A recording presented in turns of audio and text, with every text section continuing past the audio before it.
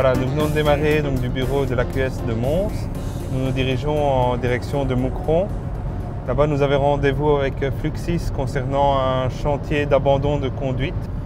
On va aller sur différents chantiers, différents tronçons, différentes niches qui sont faites sur ce tronçon d'1,7 km.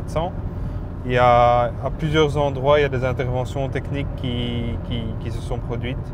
Donc on va aller voir sur place les différentes interventions.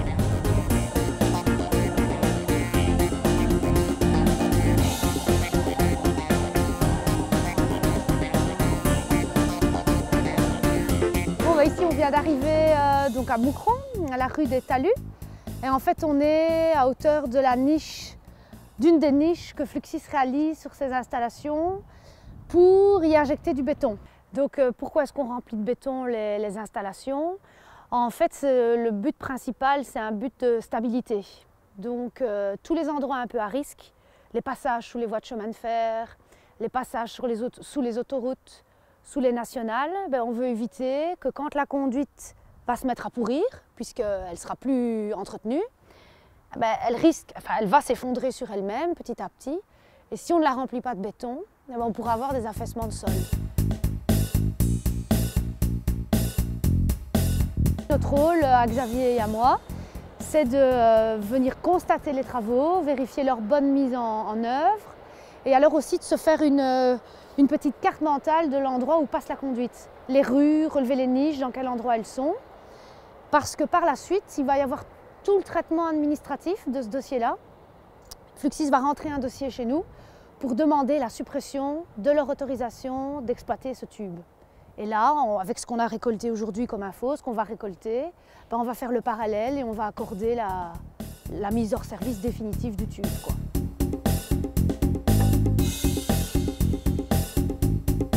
Comme on peut voir, il y a des petits piquets jaunes. Et en fait, ça, c'est le balisage d'une conduite de distribution de gaz. Cette fois-ci, plus de transport. Une conduite que je connais parce qu'il y a eu ici un incident gaz il y a quelques années. Et alors on voit que la conduite de distribution est complètement visible dans le fond du ruisseau. Et donc là on tombe par hasard en fait en venant surveiller une conduite de transport. Et on se rend compte qu'ici on a une situation, on est en infraction, quoi. Donc la conduite n'est pas à profondeur légale, minimum 60 normalement.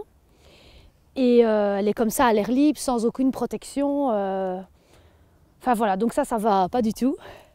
Et donc maintenant, quand on rentrera, on a pris des photos et on va devoir réactiver, prendre contact avec le gestionnaire de cette conduite. Et il faut que la situation se régularise, quoi.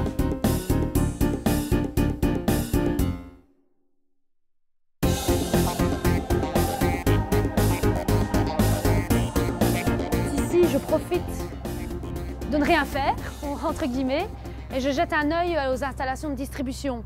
Donc on voit ici qu'il y a une conduite, on voit les trapillons ici de vannes pour les branchements en particulier. Et ce que je vois, c'est que les macarons gaz sont bien présents sur les façades. Et donc ça, ce qui est bien, c'est que si jamais quelqu'un maintenant va ici intervenir dans le trottoir, un câble Belgacom, un problème de raccordement, il a l'indication qu'ici, il y a un tube de gaz qui alimente la maison. Et donc si jamais il accroche, il ne pourra pas dire qu'il n'était pas au courant, quoi. Et donc ça, c'est des éléments importants.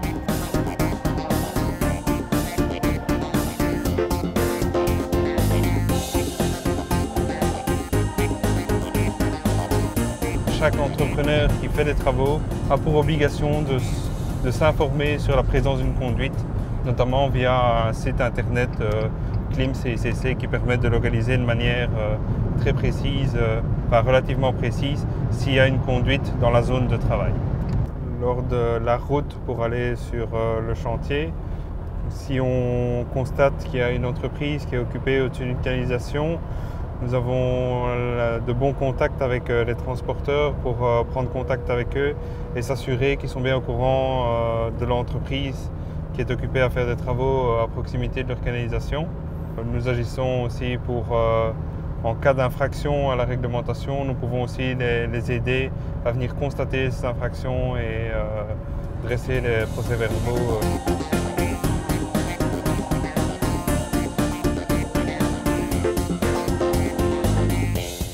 Ben voilà, nous voilà revenus au bureau de Mons. Après une journée passée sur le terrain, le travail continue, n'est pas fini.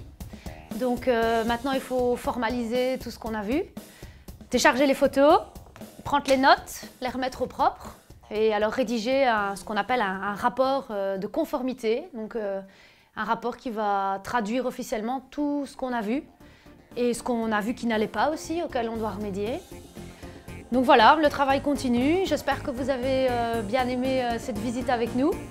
Et je suis sûre que vous ne regarderez plus jamais les bornes oranges de la même manière. Au revoir.